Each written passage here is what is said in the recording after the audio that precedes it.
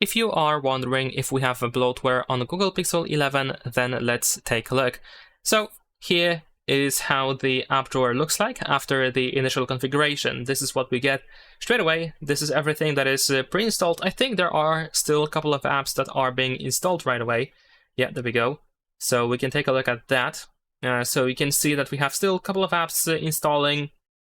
And yeah, I would say that the answer is no, although we have quite a bit of a list of different apps, and they do, of course, a bunch of different things.